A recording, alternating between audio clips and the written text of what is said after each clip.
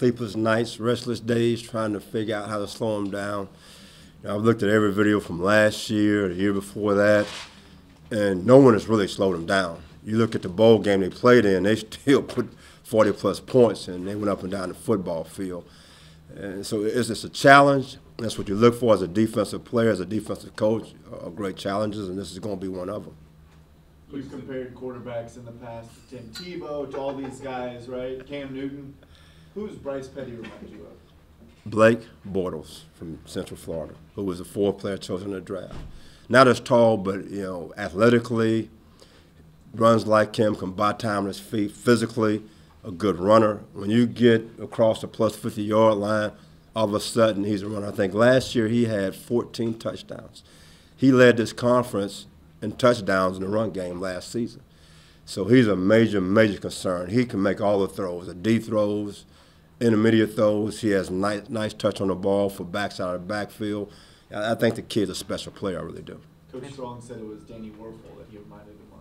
Well, I had a chance to be on the same team coaching with Danny Werfel was a player, and he was at the end of his career. And this kid here, again, for me, is Blake Bortles, who I saw last year, and had a great season. And he's playing for the Jacksonville Jaguars right now because athletically, that's what he is. Vince, what have you seen from their Oklahoma State game last year and then the BCS bowl games? Is there anything you can take out of their losses? Well, I wish I could bring the cold weather in. I mean, that's what I saw against Oklahoma State. Oklahoma State did a tremendous job, but the cold weather bothered those guys against Oklahoma State. There was a lot of drop balls, not a few, but a lot. Even last year, versus us at Texas, it was cold that day. And we played great for 3 quarters on defense, but the cold weather, they dropped a lot of balls. So one thing I finally figured out, unless I was a weatherman, it's not going to be cold. So the drop balls are not going to happen. What we need to do is have a great pass rush. We need to rush 4, we need to rush 3. I got to be honest, we might have to rush 2 and drop 9. And find a way to take away passes. I hadn't seen anybody really stop themselves. Baylor stopped themselves. Somebody say we're a 14-point underdog. I'll give them 21 points. I mean, right now, it was up to me. I don't know if I even want to show up for the game. I want a white flag. I surrender. I mean, I got to be honest. I mean, you're talking about not sleeping, not eating, trying to defend these guys. It does it all to you. Right. Coaches, what is it? I know you said tackling. Is tackling and lining up maybe some of the 2 big keys you got to do against a team like that, especially when they get you in one-on-one situations? The first thing you must be able to do is get a line. I've seen a lot of guys so far this season can't get lined up, and all of a sudden it's a 50-yard touchdown, a 60-yard touchdown. They're looking to the sideline trying to get a check. The next thing is you must be able to tackle in space, and that's going to be key because what they do is spread you out. It's all one-on-one tackling. I mean, a game of defense, you teach gang tackling. Against the Baylors of the world, there's no gang tackling. They got you spread to them as one-on-one, and the whole thought behind what they do, they go so fast. Sometimes you can't get a line. And all of a sudden, you have a guy now in position to make a play, and it's a big play. So that's a major, major concern of ours. And I wish I had an answer. Nick Saban came out and said this is unfair to college football, but this is what college football is all about. It's about change. And for us as defensive coaches, we need to learn how to change and adjust with it. And it's a learning curve for all of us right now trying to defend these type of things. How do you game plan for a guy with the speed of K.D. Cannon? How do you game plan? There's no answers for that because they move him around. He's in different spots. And when you're going fast, sometimes the guys forget to see who's aligned where. And so that's a concern. So you hope you get some pass rush, get some batted balls. Hopefully the quarterback misreads the coverage and gives you an opportunity to make a play. He hadn't been sacked this year. The ball is out that fast. It's like a 3-step drop. I don't know how you get to the guy. I really don't. I mean, we're looking at video this morning, and all I can do is just shake my head. I mean, it's like we might as well not rush anybody and drop everybody, and just hopefully he gets tired of holding the football and take a knee. Coach, as an alum, back in the day, and when you guys used to smack Baylor around, and then when Mac's team smacked them around, do you still think they're still Baylor, or is this a completely new generation of Baylor Bear football? Coach Browse, you got to go back to what he did in high school, back-to-back state championships. And then he goes to Houston. He wins there. What he has brought to Baylor is a winning attitude. This is a different era right now. And Coach Browse is up with the new era, and that's what he's brought there. He's brought an attitude there that, they didn't have since Mike Singletary was there, to be honest. He brought championship mentality to it. It hadn't been that way for a long time. So this is a new Baylor. This is a Baylor of the new era of college football across this country. Spread offenses, let's get 90 plays a game, get an athletic quarterback who throw the football, and that's what it is. So that's what it's all about. It's about Art Browse and what he brings to the table. And he brought a championship attitude, the same thing he had in high school. Coach, you have a lot of swag. You have a lot of attitude. So why do I find it hard to believe that you want to throw in a white flag or not show up for the game? It's kind of unbelievable. Well, he just brought up, of course, say back in the day. Back in the day, I had Johnny Johnson, first-round pick, Derek Hatchett, first-round pick, Glenn Blackwood started 8 years for the Miami Dolphins. Steve McMichael got a Super Bowl ring. Kenneth Sims, the first player chosen in the draft. The list goes on and on and on. I can have all the swag I want with them guys. I'm not playing, and I don't have those guys on my side right now. So it's hard to deal with that. If I had those guys, let's go play. And we were playing TCU one time. This is years and years ago, and Leon Fuller was the defensive coordinator. They throwing the ball 50 times a game. We go into halftime, and the game is close. And Leon Fuller, don't yell. He said, next time we go out there and they go in empty, whoever don't have a guy blitz. Johnny Johnson, Mr. A-Gap, knocks the quarterback out of the game over. You can't do that anymore. The offensive lines are better, receivers are better. You better keep it inside and in front and tackle. And that's what Baylor presents to you. They spread you out. It's a lot of one-on-ones. And, boy, my swag is down right now. It's down. Watch that video. I'm like, oh, my goodness. Oh, can I eat today's stomach and knots right now? Woo! I'm sweating right now. Let's ride. Vance, how did the defensive line, specifically the nose tackle, grade out without Tank in there? Hassan Boyette did a tremendous job this past week. And they stepped to the plate, kept guys off our linebackers. We were more stout in the middle, and we expect for those guys to continue to play that way. It's very important that up in the middle, if you're strong up in the middle, your defense has a chance to be successful. If it isn't, it could be a long day. You guys have really, you can make the case, y'all only played really one bad quarter, third quarter BYU. You had to bring that back. Right. Well, no, I'm just saying, just looking at everything as a whole, right? You got to feel like things are going in the right direction, right? Coming up, the numbers are the interceptions are there, the sacks are there, third downs. You probably wish third down was a little bit better, but it's better than it was last few years. Y'all are making strides. Do you feel like? Yeah, we are making strides. And remember the first time I sat up here, whenever you ever saw a coach to be excited about anything. Right. And we head in the right direction. We're taking baby steps. And the only thing about the baby steps we're taking, we're finna run into a buzzsaw. That's the only thing about it. You wish you were playing Podunk U, but we're not. We playing, Baylor University, who right now is leading the entire country in offense, who they average somewhere about 96 plays a game.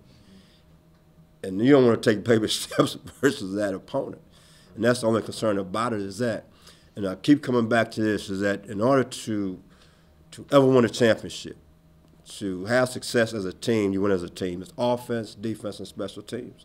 It takes a team to beat Baylor. You talk about Central Florida. Blake Bortles, first-round pick. Offensively, they outscored them.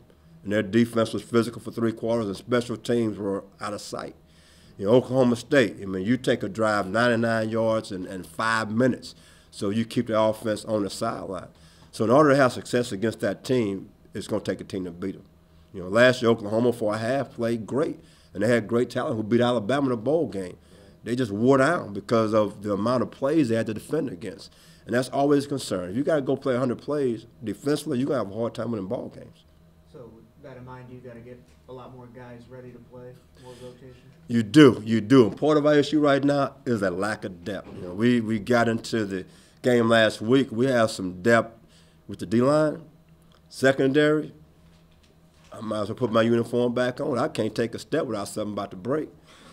So that's our concern right now. We don't have the depth that we need, and we're trying to get some young guys to step up right now. We tell the guys right now, I don't need scout team defensive backs here. I need guys who, if I put you out there, it's no letdown. And I told the entire defense, you look at the history here at the University of Texas, the expectation is for the position. So whoever steps in there, the expectation is for greatness. And right now, we don't have that. And so we are working on those things, trying to get better. And that's why you have to go out and recruit.